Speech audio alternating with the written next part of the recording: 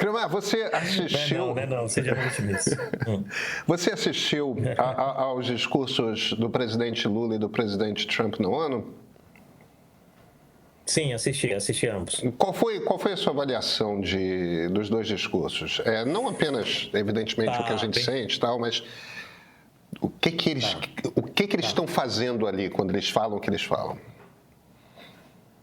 Vamos lá, vamos começar, se você me permite, eu vou começar pelo Lula. Por favor. Eu acho que o discurso do Lula, talvez esse tenha sido o melhor discurso do Lula em todos os, talvez 12 ou 13 discursos, não vou lembrar de cabeça agora, que ele fez na Assembleia Geral da ONU.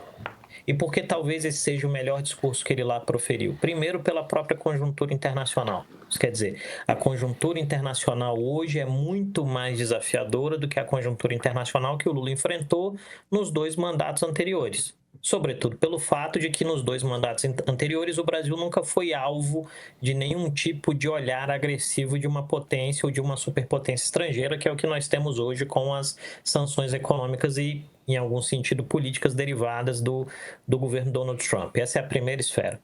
A partir daí, eu creio que a gente vale destacar 2 momentos do discurso. O primeiro é logo na entrada, em que o Lula ele estabelece um tripé, né? Ele vincula desinformação, autoritarismo e a necessidade de defesa da democracia, mais ou menos nesse sentido, com algumas palavras, talvez eu não me recorde delas de maneira exata.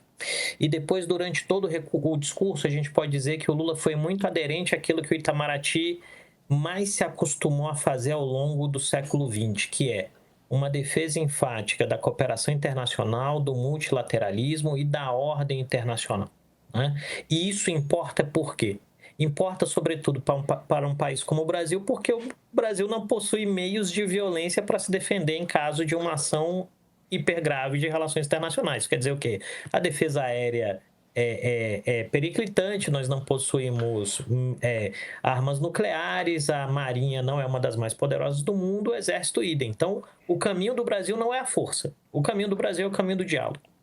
E à medida que é o caminho do diálogo, eu creio que um elemento muito bem ponderado na fala é que o Lula faz críticas a tudo aquilo que ele acha que deve criticar, sem fazer menções diretas a atores, é como se não fulanizasse.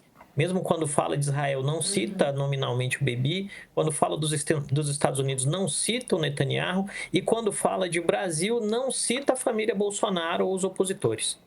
E eu creio que isso é um elemento importante quando a gente pensa que nós vivemos em uma sociedade que vive do corte curto disseminado em redes sociais. Então, o discurso não é um discurso que provê cortes para os rivais políticos. Eu acho que nisso ele é muito feliz.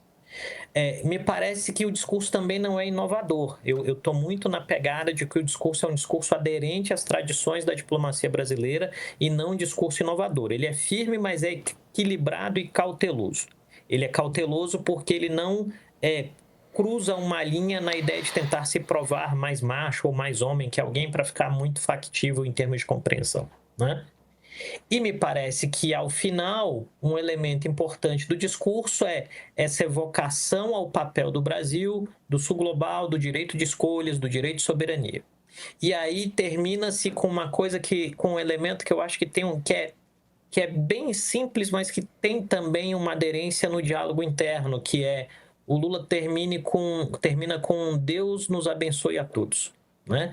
Que é algo que, em algum sentido, é feito para dar impacto, me parece, em um eleitorado que é cada vez mais engajado do ponto de vista religioso. O Lula, quem acompanha a trajetória, a biografia, sabe que o Lula é católico, né? Mas ele precisa fazer essas sinalizações de que a religião está presente na perspectiva dele. Acho que esse é um elemento. Quando a gente vai ao discurso do Trump, eu creio que tem um grande elemento de fundo no discurso do Trump. É um discurso feito por MAGA, isso quer dizer, um discurso feito para a base do Trump. E um elemento fundamental ali, eu acho que a gente tem logo no início três componentes que marcam muito essa relação difícil do Trump com as Nações Unidas como instituição, como estrutura, que é: a primeira fala é: o prompter não funciona. Depois de alguns minutos, a única coisa que as Nações Unidas me deram foram escadas rolantes que não funcionam e o piso onde eu passei também era ruim. E aí, em algum momento, ele fala: não sei quem é o responsável pelo prompter, mas essa pessoa tem um problema, né? Acho que esse é um marcador da cognição, né? Isso quer dizer, a forma como o Trump enxerga as Nações Unidas, que é uma fonte de problema que não me dá nada. Depois a gente tem um outro elemento que eu acho que é muito importante no discurso do Trump, que é, apesar do Trump rejeitar as Nações Unidas como estrutura, o Trump quer ser visto como um grande pacificador e um grande transformador da vida política americana. Então ele vai fazendo um discurso em que ele vai elencando alguns dados, eu não vou entrar aqui na bola dividida se os dados são reais ou ilusórios, eu não acho que esse é o tópico, né? Porque ele também não dá os dados estatisticamente, ele só faz verificações, dobrou, diminuiu, melhorou, não sei o quê. Esse é um elemento. E aí, em algum sentido, ele começa a listar conflitos que ele resolveu, porque Trump quer ser visto internamente como um cara que está tirando os Estados Unidos de conflitos internacionais, porque para essa base do MAGA, os Estados Unidos grandes no mundo são os Estados Unidos que não fazem o dever de casa e não cuidam do seu cidadão médio. E aí eu acho que esse é um elemento importante. E aí vamos às citações. O Trump faz poucas citações a outros países, né? Ele fala a Europa em termos largos, ele cita os países que ele resolveu os conflitos, ele faz uma citação positiva à Alemanha, e aí vem um elemento que eu acho que é surpreendentemente importante, né? Que é a forma como o Trump trata o Brasil no discurso. E aí eu acho que tem dois pilares que são muito importantes. Na verdade, três, né? O primeiro deles é fazer uma citação nominal ao Brasil. E isso, em algum sentido, era esperado, sobretudo, por uma oposição brasileira que tem gasto tempo, dinheiro, recursos e cognição fazendo lobby em favor de seus próprios interesses nos Estados Unidos. A segunda camada daí é que ele faz menção àquilo que já foi feito de sanção. E o terceiro elemento, que é o que eu vou me atentar um pouco mais e que eu acho que é bastante significativo e interessante, é quando ele faz, e me parece que foi de improviso, tendo em vista que o prompter não funcionava e é um momento... Na verdade, nessa hora o prompter já funcionava de novo, mas não parece que ele está olhando para o prompter, que ele está falando de improviso, quando ele diz, olha... O New York Times diz que ele... Só para desculpa te interromper, mas só para complementar a sua informação, o New York Times diz que ele abandonou o teleprompter. Ele improvisou boa parte do discurso. Ótimo. Então foi improvisado, né? O que é um traço comum entre ele e o Lula, né? Hoje o Lula não improvisou. Eu conversava com algumas pessoas, assim, gente da diplomacia, e sempre há uma preocupação do improviso do Lula, né? Os melhores discursos são, nessa fase do Lula, os melhores discursos são os não improvisados. E aí talvez o improviso ficou por Deus nos abençoe a todos nós no final, né? Mas quando você vai ao discurso do Trump, em algum momento ele começa a improvisar.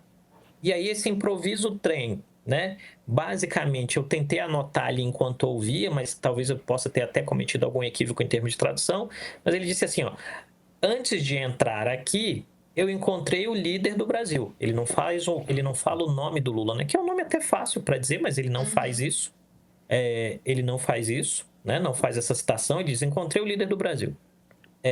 Foram cerca de alguns segundos, 20, 30, 39 segundos, que foi o que eu peguei na hora. Nós nos abraçamos. Eu gostei dele, ele gostou de mim. Eu só faço negócio com quem eu gosto. E eu o convidei para a gente conversar. Eu tinha entendido o próximo mês, mas me parece depois pela nota do Itamaraty que eu o convidei para que a gente converse na próxima semana, se for do interesse dele. Eu acho que isso traz dois elementos muito importantes para análise aqui, Pedro. O primeiro deles é um traço característico da biografia do Trump. O que é a biografia do Trump? É um cara que seguia muito por intuição. Ele aprende, ele é um cara que faz negócio, quando ele faz sucesso, ele diz que faz sucesso, quando ele tem fracasso, ele não diz que tem fracasso, mas ele é um businessman, guiado muito por intuição. E aí, nesse sentido, o fato de abandonar o prompter e fazer esse tipo de menção significa dizer, estou abrindo uma porta de diálogo. Significa dizer que o Lula tem controle do diálogo que vai ser feito? Quer dizer, dos termos de diálogo, dos termos de fala que ocorrerão após esse movimento? Não. Mas significa dizer que, ao abrir a porta e fazer o convite, se tem um fenômeno novo e talvez um elemento de sucesso na estratégia que foi adotada pelo Lula, pelo Celso e o Palácio do Planalto desde que essa crise começou, que era uma leitura que, em algum sentido, eu concordo do ponto de vista internacional, e posso trazer outro exemplo, que é O Trump não costuma respeitar quem se aproxima numa lógica de subserviência, né? O Trump não costuma demonstrar respeito a quem é subserviente. Trump respeita quem, em algum sentido, mesmo que educadamente, não partindo por desrespeito, o respeite. Isso, e aí a gente tem 2 exemplos claros disso. O presidente francês Emmanuel Macron, que faz esse manejo de redes muito bem e que, apesar de ter algumas rusgas com o Trump, as conversas são normalmente lineares. O Macron não passa por situações como o Zelensky passou, por exemplo.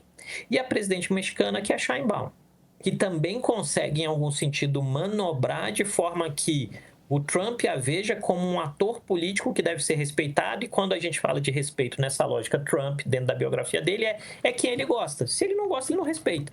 A gente tem grandes exemplos, né? Eu parto da hipótese, Pedro, só para te passar a palavra, que o grande incentivador do Trump, candidato à presidência dos Estados Unidos, foi o Barack Obama. O último jantar com a imprensa em que o Obama chama o Trump e ele opta por humilhar o Trump publicamente, porque o Trump tinha levantado aquela questão do fato da certidão do Obama ser verdadeira ou falsa, para mim aquele é o grande estímulo de um Trump que até ali era democrata. Estava filiado no Partido Democrata, doava para os democratas, votava com os democratas e falou: nesses termos, então tá bom, eu vou destruir o seu legado, vou ser candidato, vou vencer a eleição. E ele vence a eleição e aí tem um processo de desconstrução. Então, acho que estes são os elementos que mais me chamaram a atenção nos 2 discursos.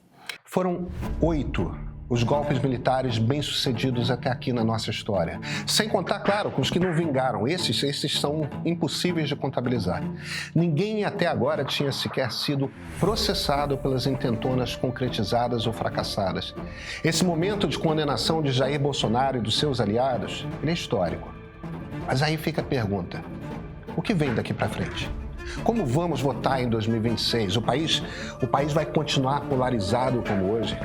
Será que rompemos de fato com a cultura de impunidade que permitiu esse golpe, que ele fosse tentado? E mais importante, o que fazer para que isso nunca mais aconteça? Foi pensando nisso que o Meio produziu o Julgamento do Século, episódio 2 da série Democracia, uma História Sem Fim, apresentado por Flávia Tavares, roteirizado por Sérgio Rodrigues e dirigido por Ricardo Rangel. Esse documentário é um mapa, ele te mostra os bastidores, as etapas do plano golpista e costura a trama com depoimentos de juristas, militares, inclusive generais e parlamentares. O filme está disponível no Meio Premium junto com o episódio 1 da série. A democracia não descansa jamais. Esse é apresentado por mim. Assine o streaming do Meio e assista.